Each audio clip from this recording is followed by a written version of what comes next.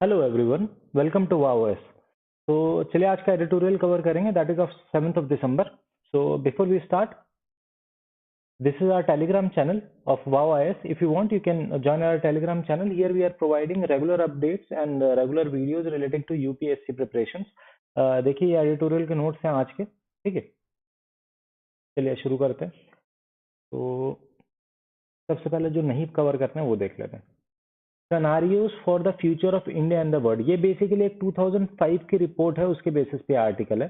उसमें 3 तरीके के सिनारियो बताए गए थे आपके इकोनॉमी के, जो हो सकते हैं। इसको कहते हैं सिनारियो प्लानिंग, जो कि वर्ल्ड इकोनॉमिक फोरम ने CII confederation of Indian industry के साथ मिलकर के बनाया था। इसके जो दो शुरू के सिनारियोज हैं वो टॉप डाउन अप्रोच पे बेस्ड हैं, जिसकी वजह से इनइक्वालिटी जो है बढ़ रही है, ठीक है। इन्होंने एक तीसरा बनाया है, तीसरा बताया था क्या, changes that people need are produced by them, by local leaders of women self help groups, cooperatives for water conservation and farming and dairy, and profitable business enterprises based on local production and consumption. Such enterprises by the people for the people using local resources and local energies are more sustainable than top-down large-scale programs. The scenarist projected that if India's policymaker pursued this model of change, economic growth would be more inclusive, more environmentally sustainable and faster too. तो ये बस एक जो है आज के लिए relevant है, क्योंकि जो ग्लोबलाइजेशन है वो कहीं ना कहीं फेल होता हुआ नजर आ रहा है, ठीक है। तो इंट्रोस्पेक्शन की जरूरत है। इसके अलावा इस पूरे आर्टिकल में कुछ भी इंपॉर्टेंट नहीं है। चलिए नेक्स्ट देख लेते हैं। ये कांग्रेस पार्टी से रिलेटेड है, तो कांग्रेस पार्टी का रिलेवेंस आज की डेट में कुछ खास नजर आता हुआ नहीं दिख रहा है, तो इसको खत्म कर देते हैं। अब ये जो है Delhi choking but do not blame stubble burning, ठीक है। उसके ऊपर बहुत ज्यादा कुछ इंपॉर्टेंट इसमें भी नहीं है, थोड़ा बहुत जो कुछ है वो मैं भी बता देता हूँ, ठीक है। While nature will not change, emission can reduce. अब देखिए यहाँ पर एक चीज उन्होंने ये कही, India now report 2.5 million air pollution related deaths annually. India report करता है, दिल्ली नहीं, ठीक है। सम पॉल्यूटेंट्स आर स्मॉल, ये कह रहे हैं कि कुछ पॉल्यूटेंट इतने स्मॉल होते हैं कि ब्लड में घुल जाते हैं और आपको अलग अलग तरीके की बीमारियां देके जाते हैं, ठीक है। अब कुछ भी बदल क्यों नहीं रहा है दिल्ली की एयर क्वालिटी में? क्योंकि हम बार बार सेम काम करते जा रहे हैं, उसको एनालाइज करते नहीं है, उसको एग्जामिन करते नहीं है, बार बार वही वही वही वही करते जा रहे हैं, इसलिए कुछ चेंज नहीं हो रहा।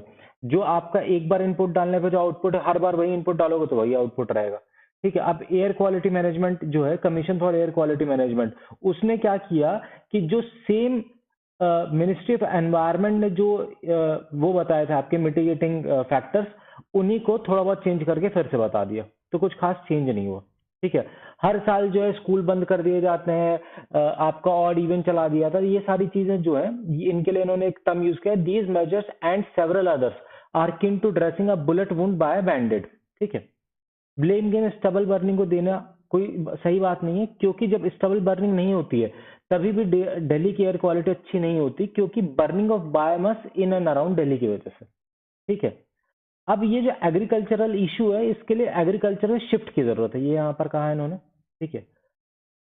Delhi chokes on its own dust and industrial activity. अब जो है इंडस्ट्रीज जो है वो नॉर्म्स फॉलो कर रही है, नहीं कर रही है एमिशन नॉर्म्स को फॉलो, वो कितना ज्यादा मॉनिटर किया जा रहा है वो सबको पता है, ठीक है। अनऑर्गेनाइज सेक्टर में कितना ज्यादा पॉल्यूशन हो रहा है वो किसी को नहीं पता। Unauthorise industries which are a large emitter, vehicles are another source. अब क्या है कि इतनी सारी आपने बसेस चला दी हैं, आपकी मेट्रो चल रही है, फिर भी जो है आपका व्हीकल ट्रैफिक कम क्यों नहीं हो रहा है, इस पे भी सोचने की जरूरत है। तो इसका एक रीजन इन्होंने यहाँ पर दिया हुआ, I feel the reason for this, वो ये सोचते हैं, कोई स्टडी नहीं है, ठीक है, कि last mile connectivity is the problem of crowding in buses and metros and the inability to reach and navigate narrow lanes that two wheelers can, ठीक है, एक प्रॉब्लम होगी। आगे इन्होंने बोला है कि गवर्नेंस का सिस्टम का एक इशू है, कि सिंगल एंटिटी होना चाहिए जो पूरा का पूरा पॉल्यूशन से रिलेटेड जो है सब काम करे, कि वही पॉलिसी बना और वही इंप्लीमेंट करे, ठीक है। चलिए ये आर्टिकल खत्म हो गया।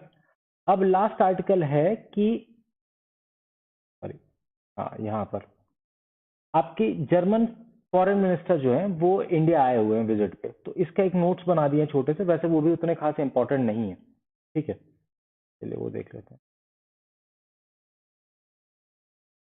चलिए ये आज का आर्टिकल है, last article. German foreign minister, इन्होंने विजिट की इंडिया की, ठीक है। एग्रीमेंट हुआ मोबिलिटी एंड माइग्रेशन के। इसका हेल्प क्या होगा, स्टूडेंट्स का travel, researcher, investors and business में जो है ट्रैवल जो है जर्मनी में और इंडिया में वो बढ़ेगा, ठीक है। दूसरा रिन्यूएबल एनर्जी, जहां पर 1 बिलियन यूरो इन्वेस्ट करेगा जर्मनी इंडिया में, ठीक है। कॉमन व्यू पॉइंट्स इंडिया और जर्मनी के कौन से हैं, एक तो देखिए जो बारबॉक है फॉरेन मिनिस्टर, वो जर्मन अलायंस 90 या जर्मन पार्टी के हैं, तो क्लाइमेट चेंज से पे फोकस है इनका। तो ये चीज जो है G20 में हेल्प कर सकती है, क्योंकि इंडिया का भी क्लाइमेट चेंज पे बहुत ज्यादा फोकस है। दूसरा यूएन सिक्योरिटी काउंसिल रिफॉर्म पे फोकस इंडिया जर्मनी का दोनों का है, G4 में दोनों मेंबर्स हैं 2005 से। तीसरा जो बारबॉक है, इन्होंने पहले जो था एक कमेंट किया था कि जो इंडिया पाक का कश्मीर इशू है उसको यूएन को सुलझाना चाहिए, उस पर वो बैक ट्रैक कर गए हैं। उन्होंने ये कहा कि नहीं नहीं, ये तो इनका इंटरनल बायलैटरल डिस्प्यूट है जो इनको आपसी सहमति से सुलझाना चाहिए। तो यहाँ पर भी कॉमन व्यू पॉइंट होगा। डिफरेंस का व्यू पॉइंट का वो है यूक्रेन वॉर पे। यहाँ पर इंडिया जो है, इंडिया ने देखिए 21 फोल्ड इंक्रीज कर दिया है रशिया से ऑयल का इंपोर्ट। वहीं जो यूरोपियन कंट्रीज हैं, यूरोपियन यूनियन है, वो डिक्रीज कर रहा है। तो ये एक इशू है।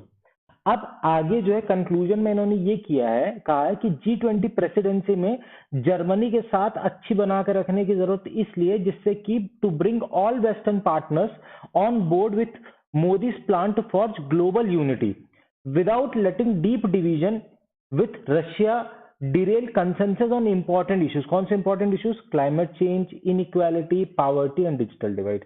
तो गाइस आज के एडिटोरियल में इतने ही, थोड़ा बहुत हेडलाइंस देख लेते हैं। आज कुछ कुछ इंपॉर्टेंट हेडलाइंस थी, वैसे कल एडिटोरियल मोस्ट प्रोबेबली कवर होनी चाहिए उनमें से कुछ हेडलाइंस।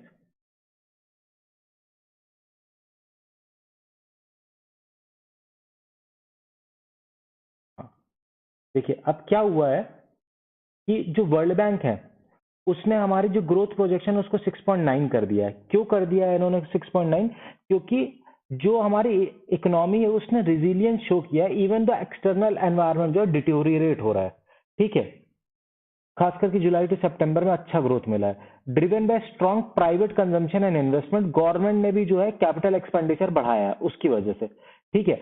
अब वर्ल्ड बैंक की एक रिपोर्ट है, इसका नाम याद कर लीजिए, नेविगेटिंग द स्टॉर्म। ये वर्ल्ड बैंक की रिपोर्ट है, ठीक है। अब जॉबलेस ग्रोथ के ऊपर इनका क्या कहना है कि ऐसा नहीं जॉबलेस ग्रोथ हो रही है, जॉब क्रिएट हो रहे हैं लेकिन वो इनफॉर्मल सेक्टर में क्रिएट हो रहे हैं। तो आपको इस चीज पे फोकस करना चाहिए, उसको फॉर्मलाइज कैसे किया जाए इनफॉर्मल सेक्टर को, जिससे कि जो है जॉब्स जो है, जॉब की ग्रोथ जो है विजिबल हो पाए, ठीक है। दूसरी चीज इन्होंने कही कि जो रिन्यूएबल एनर्जी सेक्टर है ना उसमें काफी ज्यादा जॉब्स बढ़ने की संभावना है, ठीक है। इसके अलावा कुछ खास इंपॉर्टेंट नहीं है।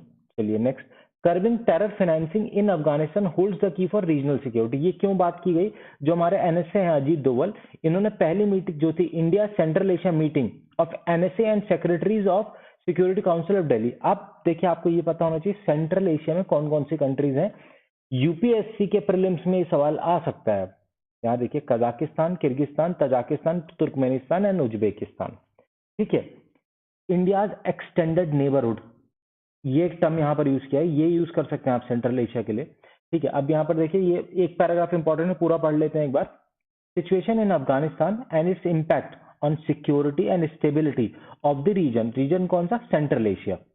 reiterating strong support for peaceful, stable and secure Afghanistan, emphasizing respect for its sovereignty, unity and territorial integrity and urging non-interference in its internal affairs। ये जो था ये डिस्कशन का पार्ट था, ठीक है। इसके अलावा कुछ इंपॉर्टेंट नहीं गाइस। चलिए कल फिर मिलेंगे, till then good day, happy learning.